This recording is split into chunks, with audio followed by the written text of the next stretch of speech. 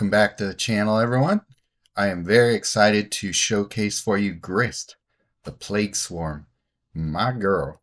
She is a brand new Planeswalker from the Puzzle Masters 2 set, and she is black and green, Golgari, which is one of my favorite color combos, and she makes good use of that color combo. So let's get into what I love about her. But first off, thank you to Webcore. I really have had a lot of fun with her. One of my favorites that you've given us. So really can't thank you guys enough for that. All right, let's look at her stats. So she's got 136 life, which is one of the highest life totals in the game. So that's already a plus for her.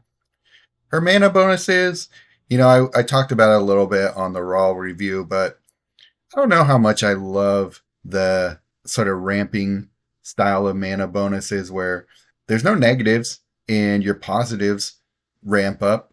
But I just always like high mana bonuses on the colors of the Planeswalker itself. But she is green, so she makes up for lack of mana gains on her colors. So for the most part, it wasn't that big a deal in my play testing with her.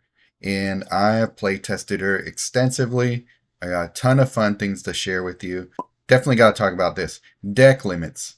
7 creatures, 8 spells, and probably her biggest drawback really is she can only handle 4 supports in your decks. I personally didn't even notice that in my builds.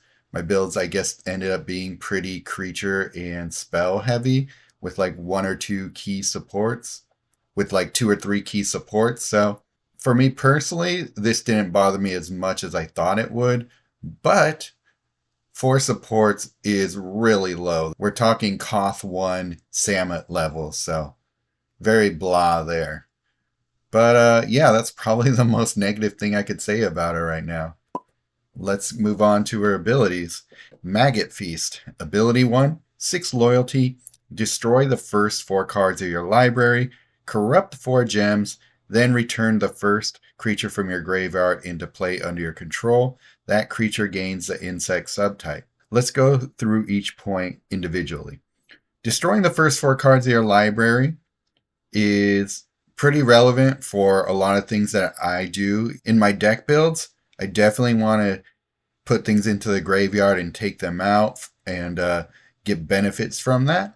A lot of playing stuff for free from your graveyard is very much up my alley. I love that play style. So destroying the first 4 cards of your library for 6 loyalty is pretty good.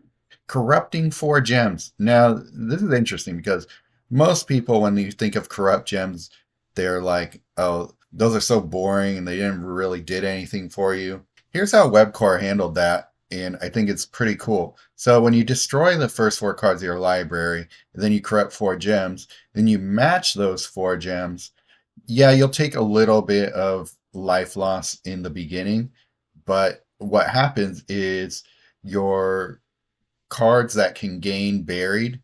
So what happens is when you match those corrupt gems, cards in your graveyard gain buried. So it will actually add some mana into those cards that you just destroyed when you match those corrupted gems. So you're actually getting a little bit of benefit right off the bat. I didn't really focus around corrupt gems. That's maybe something I will explore in the future when I get more of the PM2 cards. But it did actually help put some mana into my hand and gave me some fun stuff to pull out of the graveyard. Things like creatures I wanted and all that. So it definitely was relevant in a way that I wasn't really expecting to. Return the first creature from your graveyard into play under your control, and that creature gains the insect subtype. So that's where the power in this ability really lies, is for 6 loyalty, you can pretty much get a free creature if you're lucky enough, or if you stick enough creatures in your deck to make sure you get that benefit. So that can be really strong, especially because there's no cap on the mana cost of the creature that you can pull. So you could easily just right in the beginning of the game pull out like a Galta, Atraxa, anything like that, Rakdos, Olamog. Cards like that are really great to get in the early game. But yeah, anything like Blossoming Torch, anything with a good ETB is great with this ability.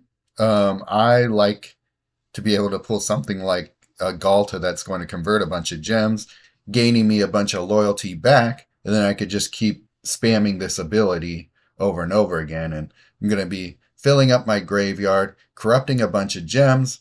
That's going to be getting me mana not only into my hand, but into my graveyard as well. So a lot of cool things happen in this ability. Termite Infestation, ability 2, 9 loyalty. Destroy up to 3 non-token supports at random. This can affect vanguards.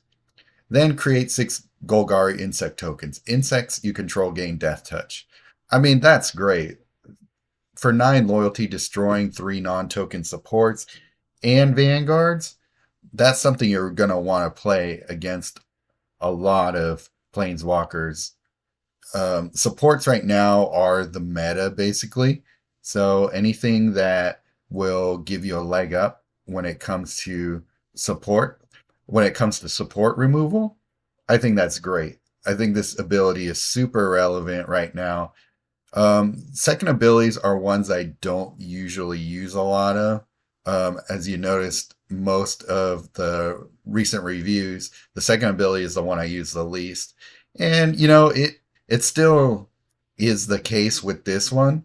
Not that I think it's a bad ability at all. It's just that a lot of times I'm playing with cards that either deny my opponent ability to keep supports on the board or cards in their hand. So they don't a lot of times get to have a lot of supports on the board. But, if you're playing against like a Starfield Hix's deck, well, you're basically destroying their combo right off the bat with just 9 loyalty. So that's great. And then the 6 Golgari insect tokens, it's not that relevant for me. The only benefit that I feel like it has in that regard is for the passive ability. So we'll get to that in a bit. And if you use her third ability, which we'll also get to in a bit, you will already have Golgari insect tokens on the board. So that will make sure that you don't have to worry about summoning sickness when you get to your third ability. Oh yeah, I want to show you. The Golgari insects are 1/1 black and green tokens. So I just took a screenshot of a stack of tokens there, but you can see they're reinforced 27 times, so they're 28. So obviously that means they're 1/1. Plague of Necrophages. Ability 3, for 15 loyalty, you exile all cards from all graveyards, then create X Golgari insect tokens, deal X damage to your opponent, and gain X life. X is the amount of cards exiled this way. Now, this ability is really cool, except for one thing, and I bet you'll be able to guess what I have an issue with before I even get to it. But, okay, so first, we exile all cards from all graveyards.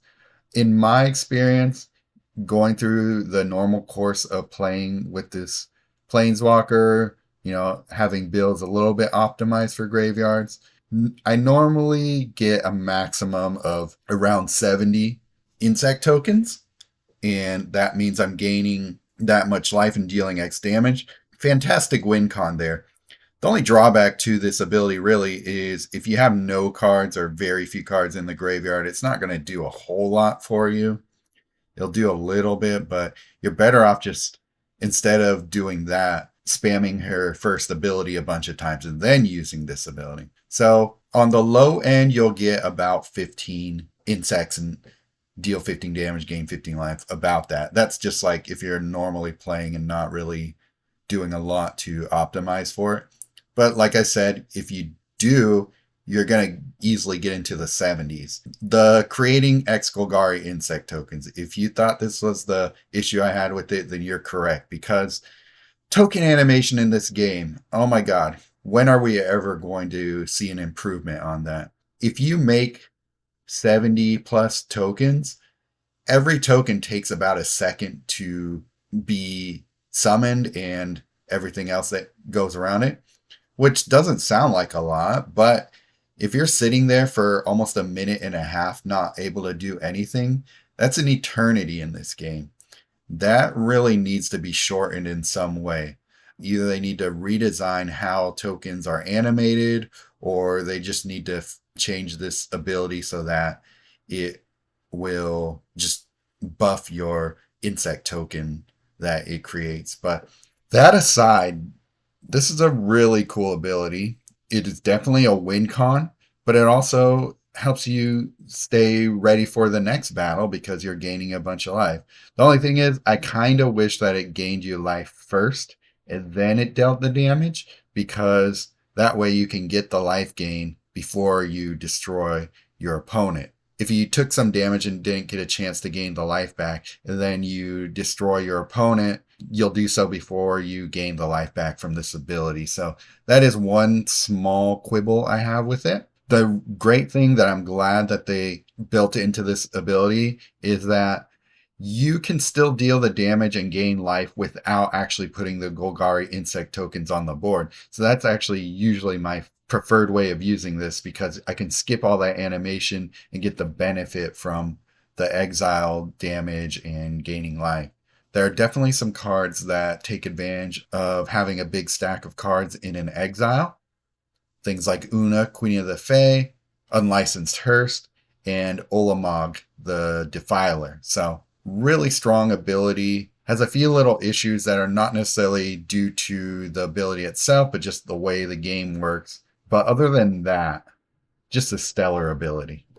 And then finally, Swarm Form, the passive ability. When you cast a card for the first time each turn, that creature gains the insect subtype. Then gain X mana. X is the number of insects you control, including their reinforcements. So this ability doesn't do a lot for you in the beginning. You either need to have insects in your deck, things that create insects for you, to stack them up, or you have to use her abilities to get you insects and then you benefit from them that way. So this ability always kind of surprises me. I'm always like, where did I get this free mana from? I don't remember having anything on the board that would do that for me. And then I remember, oh yeah, it's their passive ability. So it's a good ability for sure, on paper at least. But it's one that in my decks, I wasn't really able to take a lot of advantage of, just because I don't play with big insect stacks with my decks here. But if you do like the insect tokens and want to do a lot of fun things with them, there's definitely a lot you can do with them. They take so long to finish summoning a lot of times. But if you're using her first and second ability and not her third as much, then you can still build up a decent amount of insects and then gain the mana from them when you cast creatures. So I think that's a really cool passive ability. It's just not one that I was able to take advantage of a lot, but it's a nice little side benefit for you when you're just in the normal course of playing. You'll notice that, oh, I just got some free mana for no apparent reason. And then just remember her passive ability. All right. Her pros. First of all, her Golgari color combo, black and green, is one of my favorites in the game. All of her abilities are great. They all have really relevant benefits. My decks all take advantage of, especially her first and third. And then her second is a great removal tool. So I think they're all fantastic. Super high life total. No idea why she got that much. We were just speculating once. I think it was in the last roundtable where we were talking about, how does Webcore even decide how much life total a Planeswalker gets? It seems mostly random, except that Sorin and Raw are doomed to have low life totals. That's just what they decided for us. Other than that, I don't know. But I'm glad that Grist has that much life. Makes great use of the graveyard and corrupt buried mechanic, especially the graveyard, as you'll see in my decks. Her cons. The biggest con, for sure, the support slots. I don't think I need to say a lot more than that, other than kind of wish she had more, but it hasn't been that big a deal. No built-in draw or creature removal. This one is one that actually is fairly relevant. you have to build in draw, or you're just going to end up having not that many cards in your hand, not a lot of options to get rid of your opponent's creatures and all that. So definitely have that in mind. Fortunately, all my decks that I share with you have some built-in draw, so that's something that I would highly recommend if you pick her up. And then her token animations on her third ability take a depressing amount of time to finish. Like I said, a minute and a half of just sitting there doing nothing is just too long. Well, now that I finished gushing over her abilities, let's get to even more fun stuff. Alright, so this first deck, you can see I'm already starting to use her in events. So I have this saved for PvE in our last Face the Hydra. And yeah, let me just go through it here. Blossoming Tortoise. Yep, still using Blossoming Tortoise. It is very much more a niche card, but the niche that it slots into is, it is still very fantastic for that. So what we're doing here, when this creature enters the battlefield or attacks, destroy the top 4 cards of your library. That's going to be great for pumping up the damage that we're going to deal with her third ability, right? And then return the last land support card from your graveyard to play under your control. This is also going to be very relevant for us, as you'll see in a bit. Then at the beginning of your turn, convert X gems to green. X is 2 times the number of land cards you control. I still get a decent amount of conversion from the tortoise these days. When a land creature enters the battlefield and your control gets reinforced, it gets +1/+1. We're not playing with any land creatures here, so that's not doing much for us in this deck. But everything else about the turtle is still great. Breach the Multiverse. Most of the reason it's in here is to fill up both graves, destroy the top 10 cards of each player's library, and then obviously you're getting the benefits of casting this card. Pick one of the last 4 vanguards of creature cards from your graveyard, move that card into play under your control, and then you do that for your opponent, and then each creature you control gains a Phyrexian subtype, which isn't relevant for us in this deck either, but everything else is great, right? Template Discovery, convert 20 gems to green is obviously going to be great. And then you get the added benefit of at least discovering once, but if you have less than 4 cards in your hand, you discover twice. So that's a little bit of some card advantage, putting extra cards in your hand. Sunken Citadel. So this is where you start to see some more benefit from having Blossoming Tortoise. You play the Tortoise. Tortoise will hopefully grab Sunken Citadel, and it'll convert 7 gems to the most present color on the board. A lot of times that's going to be kind of random, especially in the beginning. But once you get going, you're probably going to be converting to green and black a lot of the time. So that is definitely a good reason to pull a Sunken Citadel in. At the beginning of your turn, increase all of your positive mana bonuses by 2 until the end of your turn. That's going to be giving bonuses to 4 of the colors that you match, because Grist has positive mana bonuses across 4 colors. So that's going to be great. It's going to make us gain a lot more mana from our black and green matches. So very good card in this deck here. And then Omen Path Journey is not a card I don't think I've seen a lot of people play it. To be fair, it's a masterpiece, but I also didn't see anybody really gushing about it in reviews. To be fair, I don't think I really rated this card properly when I looked at it first, but it's a pretty interesting card. So a couple things about it though. The support can't be reinforced and the support can't gain shields, which is gonna make a difference in a bit. When this support enters the board, exile the first 4 land cards from your library. So that does take away Tortoise's ability to be relevant after you play Omen Path Journey, but it's not going to matter too much, because when this support loses shield, return the first land card from your exile into play under your control, then reinforce that card. And then at the beginning of your turn, the support loses 1 shield. So what's happening is you're going to get a lot of conversion between Omen Path Journey and Sunken Citadel together, because at the beginning of your turn, you're going to summon Sunken Citadel out of your graveyard. That's going to convert 7 gems. And then anytime anybody matches the Omen Path Journey gem, the support, you're going to be pulling a Sunken Citadel and then converting again. So what's awesome is not only does this work on your turn, but if your opponent matches this gem on their turn, the mana that is converted from pulling the Sunken Citadel and converting gems is going to go to you. So it's awesome when your opponent is trying to blow up the board and then they end up giving you mana. Just a thing to think about there. But yeah, if you're able to get more than one or two of these on the board, then you're going to be converting a lot because you're going to be pulling a Sunken Citadel, converting a bunch of gems, and probably hitting this support again, which will then make another Sunken Citadel come out and another gem conversion. So you can get a lot of mana from these two cards and Blossoming Tortoise. A lot of fun stuff happening there. Soul of Windgrace. This is a card that people aren't using a lot these days, but it's really relevant in this deck because not only are you putting a lot of stuff into your graveyard, but it benefits from it too. When this creature attacks, move the first land support from your graveyard to play under your control. So that's another way to get Sunken Citadel on the board. When a land support you control is reinforced, reinforce this creature.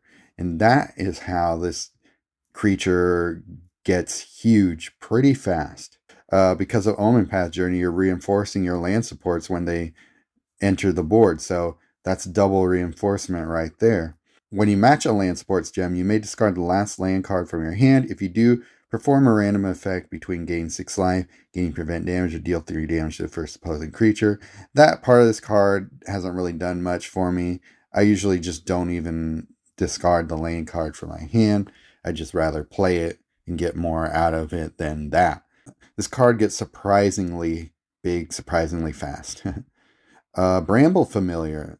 This maybe isn't a card that people are playing much of anymore. It was kind of all the rage when it first came into the game, and then I think people just kind of got tired of it pretty quickly.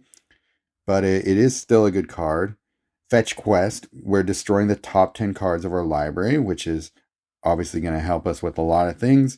Then pick one of the first 4 creature, enchantment, or land cards with the greatest mana cost from your graveyard and move that card into play under your control. So, for 15 mana, you're not only really helping to fill up your graveyard, but you're also able to pick what you want to put onto the board. A lot of times I'll grab a Tortoise or a Sunken Citadel if I can and get some mana conversion happening.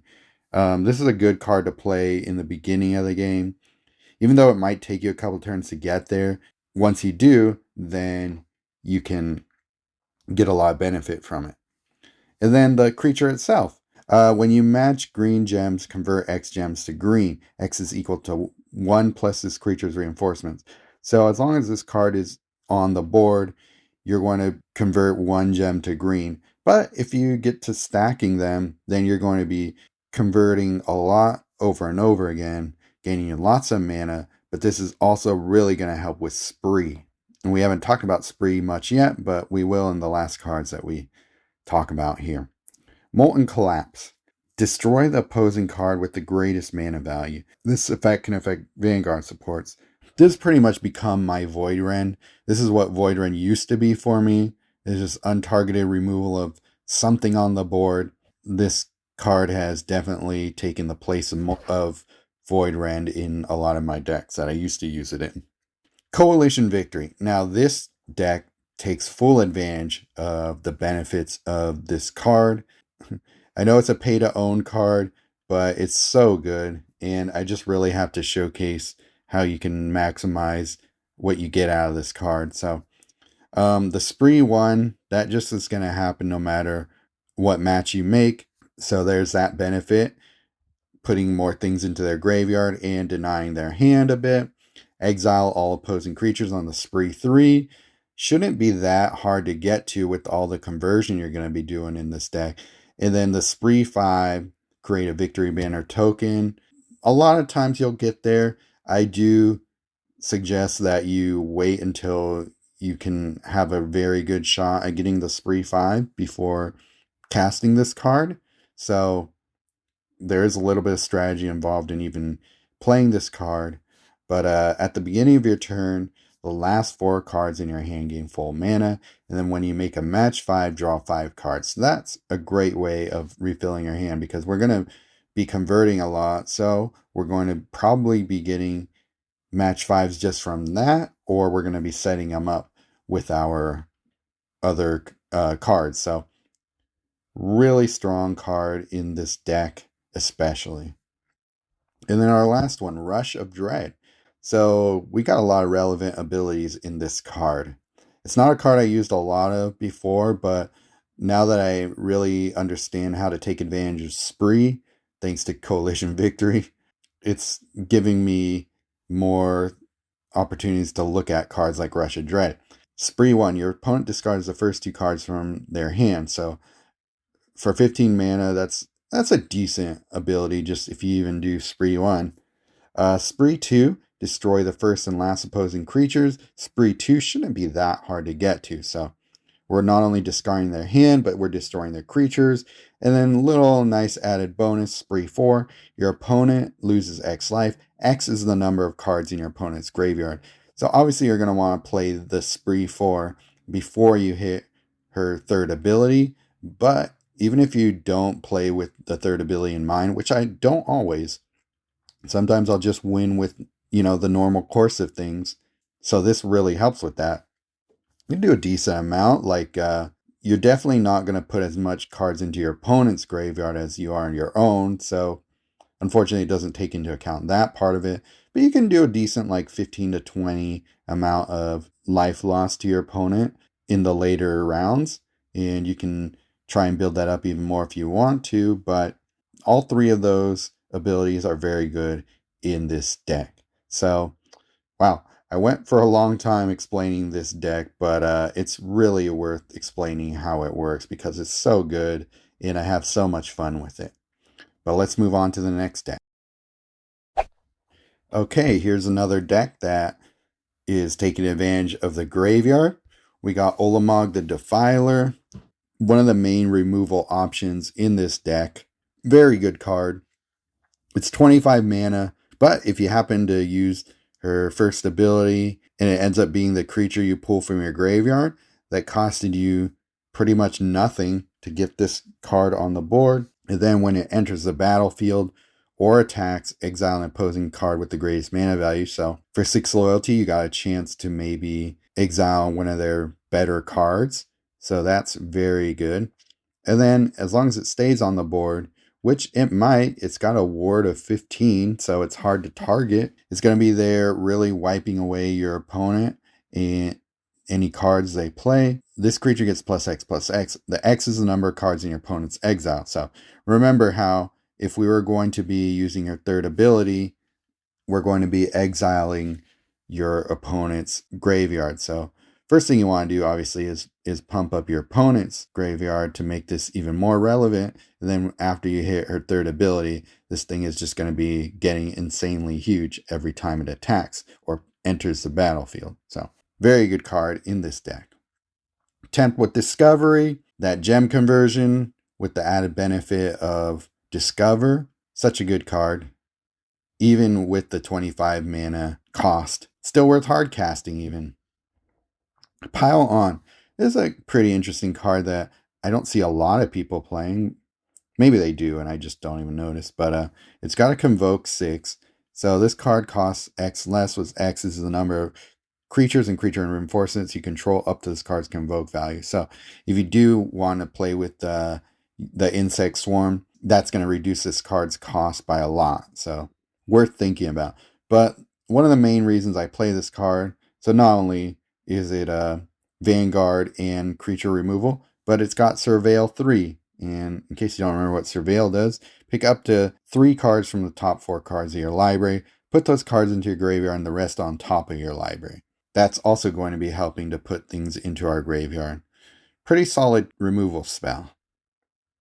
Archpriest of Shadows. This is going to be a great way to get things that you put into your graveyard back out onto the battlefield. So when this creature enters the battlefield, target creature gets +1/+1. If this target is not this creature, it gains Death Touch until end of turn. When a creature you control with Death Touch deals combat damage to your opponent's planeswalker, pick one of the top 4 non-spell cards from your graveyard and move that card into play under your control. Since we're going to be putting a lot of things into our graveyard, we're usually going to have our pick a little later as far as what we want to get onto the battlefield. So I'm usually pulling a creature, but I'm also pulling things like Chimmo, the Inner Sun. Cards in your hand can't have their mana drained or raised by effects your opponent controls, except for ward effects. But really, the main reason to use this card is at the end of your turn, discover 4, then discover 4. So I'm going to get to pick one of the cards that we want from our library and give them half mana after every one of your turns. So great card, one I probably should be using more. And then we can even bring back Omen Path Journey. Remember how this card loses shield a lot and it can't gain shields back? Well, once it is destroyed, bring it right back to the game with Archpriest of Shadow. So that is also some nice synergy there. Galta, we know Galta, right? Entering the battlefield, convert 15 gems to green. This effect can only trigger once per turn, but that's usually all you need anyway. Especially in this deck, that's going to be giving you lots of conversion in other ways as well. And we're going to be able to pull things out of the graveyard for free anyway. Gather the Pack. If you play this early and then trigger her first loyalty ability, you're guaranteed to get at least a creature out of your graveyard after you play this. So that's why this is in this deck. Always going to be relevant, always going to be in standard. Great value for the mana cost. Coalition Victory, we talked about that already, but we still get a decent amount of conversion in this deck, so we can use that spree and it's going to help a lot. And then Sunken Citadel, like what I talked about with Omen Path Journey and this card, can do the same thing as we were doing with the other deck. It's not going to be as effective because we don't have the Tortoise in this deck, but still very good. Still going to be doing a lot to help us get to that spree 5 that we will want for Coalition Victory. But if you never get this card, which I imagine most of you won't, you can replace this with Rush of Dread or whatever other spell or support that helps you with this deck. So there is that. And I hope that you like watching this deck do its thing. It's really fun for me. I love pulling things out for free out of the graveyard with Archpriest of Shadows and stuff like that. Yeah, let's move on to our final deck. All right, so this one is really good for certain objectives because we're going to be able to destroy our own creatures and get benefit from them, and we're going to be drawing a lot of cards with it as well.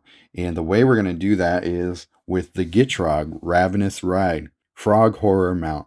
It's got haste and trample. Haste is pretty good in this deck because a lot of my decks don't have a lot of haste in them at this point. It's because I haven't felt the need for it that much lately. I'm usually able to keep things under control for a while and I don't lose my creatures as easily as I used to. I can usually wait a turn to play my big creatures. But anyway, Saddle 3, when this creature attacks, if this creature is saddle, you may destroy target creature you control. If you do, draw X cards, then convert X gems to one of that card's colors. X is that creature's power.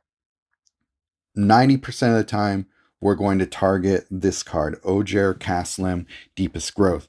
It is a god creature, 9/9 with trample, 60 mana. When this card deals damage to any opposing target, pick and fetch one of the first 4 cards from your library.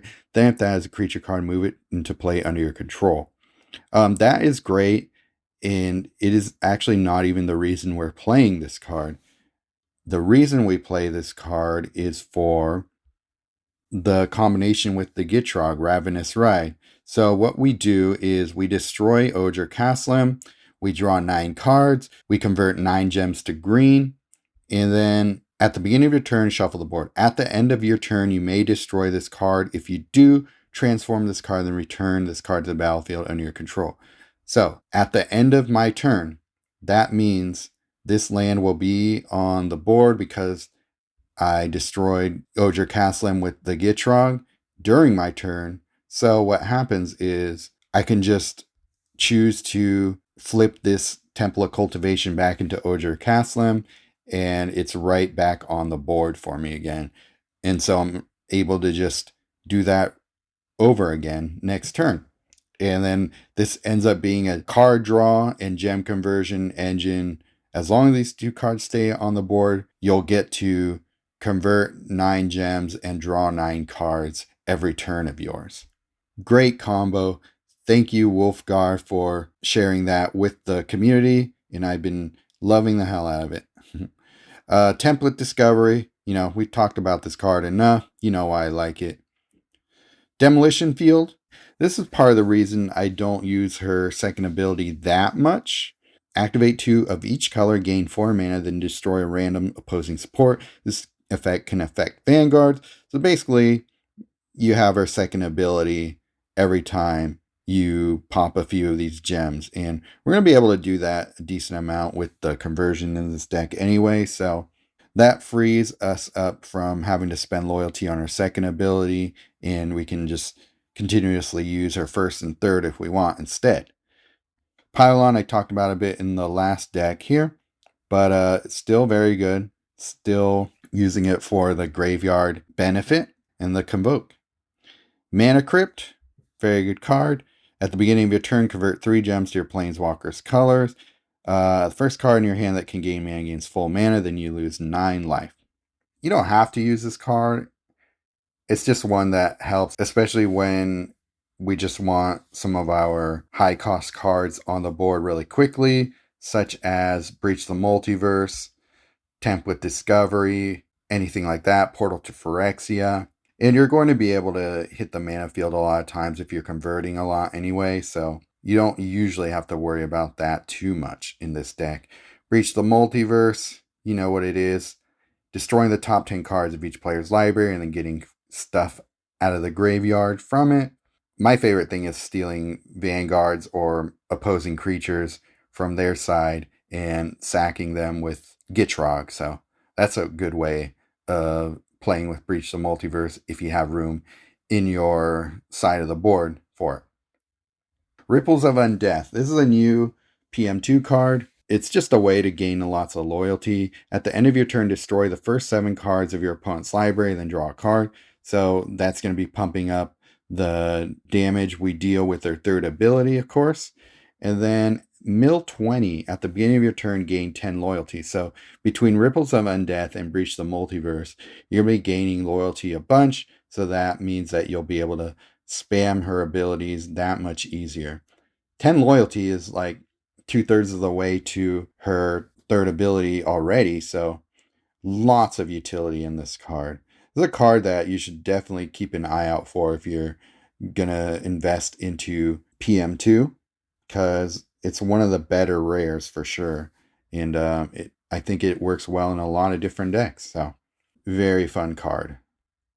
Galta, of course, you know why she's in here. Still a good card. Even after the nerfing, I still use this card a lot. And then Portal to Phyrexia. Since we're putting a lot of things into graveyards, then we pretty much get our pick of the litter as far as what we want to pull out. A lot of times I'm just pulling out some more Ojer Caslims or Galtas to take advantage of the conversion.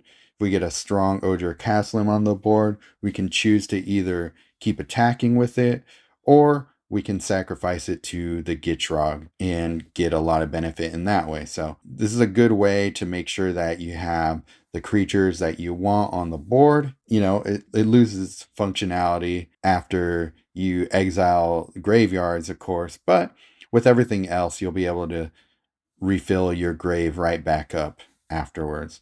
That is, if you even need to. I mean, by that point, you're in control of the match and you're probably just going to win anyway. So yeah, just a lot of fun things happening, putting a lot of things into your graveyard, pulling them out, getting a lot of benefits in lots of different ways. So that is why I have a blast with this Planeswalker. And yeah, let's talk about the grades that I'm going to give her. Okay, let's get into it. First one, max HP, S+ tier. No surprise there. One of the highest life totals in the game. So really got to give her credit for that. Mana spread, Well, I give it a B plus because, like I've said before in my other reviews, the scaling up of the mana is okay. You can definitely take advantage of it with Sunken Citadel and things like that. But if you don't do anything, then it's just not the best for just swapping gems and gaining mana that way. Ability 1, S tier ability. I love how much function it has and the chance to get a really strong creature for just 6 loyalty. It's really hard to beat. Ability 2, it's an A+. Being able to destroy 3 supports, 3 relevant supports, and not just like food or even worse, gold tokens, is huge.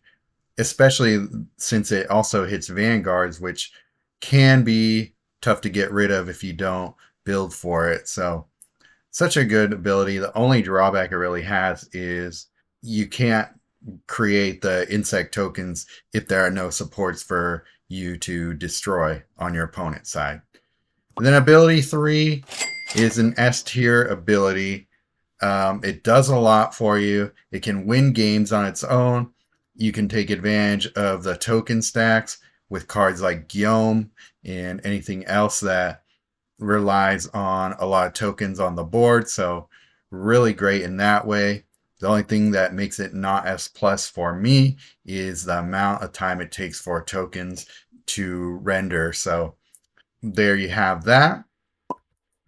Passive ability, I give it an A plus.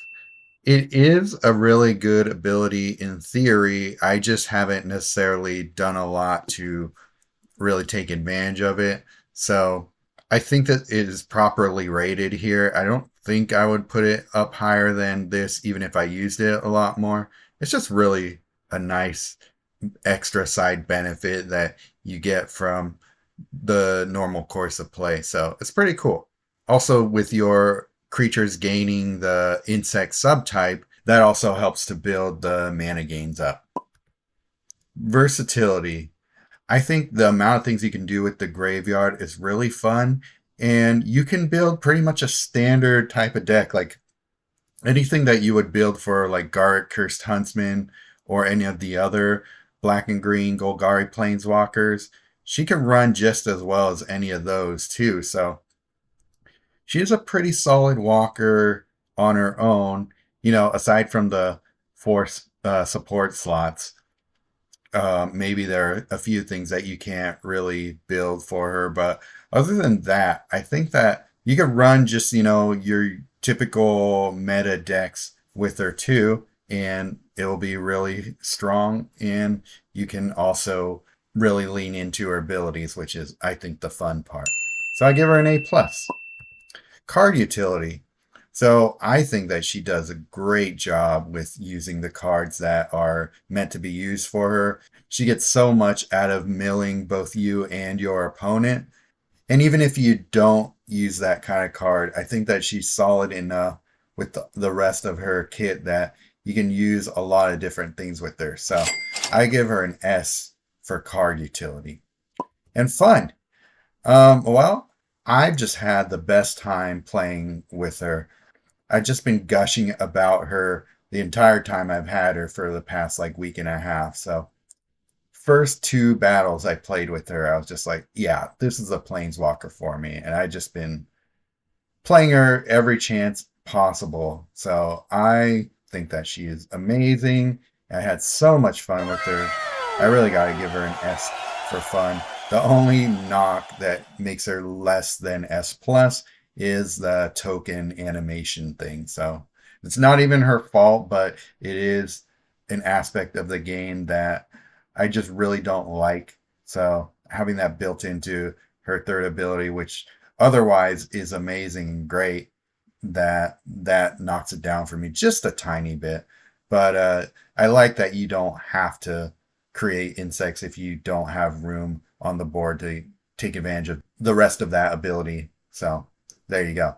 So what is the final grade?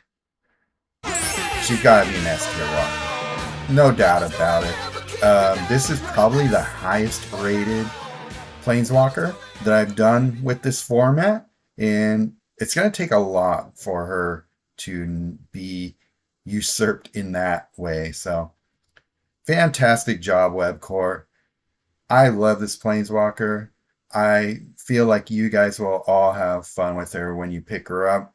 So powerful, so much fun. If this is your play style, she is the best at it, I would say. Even more so than Nissa, because Nissa Shadowed Battles doesn't have anything built into her kit that takes advantage of the graveyard. So she's a little more dependent on what's in standard to take advantage of that. With Grist, she's all self-contained, so much HP, and her passive is nice too. So she's going to be relevant for a really long time. I think she's going to become a lot of people's favorite Planeswalker for both fun and power. So pick her up. Don't delay. If you got the money for it, I think she is a fantastic purchase. Paying for her with full crystals is a no-brainer even. I know people wait for the crystal sales, and I have no idea if she's going to be available in time to take advantage of the holiday sale. But even if not, as soon as she hits the vault, just start saving up 650 crystals for her right now, because you're just going to want her. That is my main loop guarantee. All right. Well, yeah, I'm going to play around with her even more, find more fun things to do with her. I hope you enjoy her as much as I do. See you in the next video.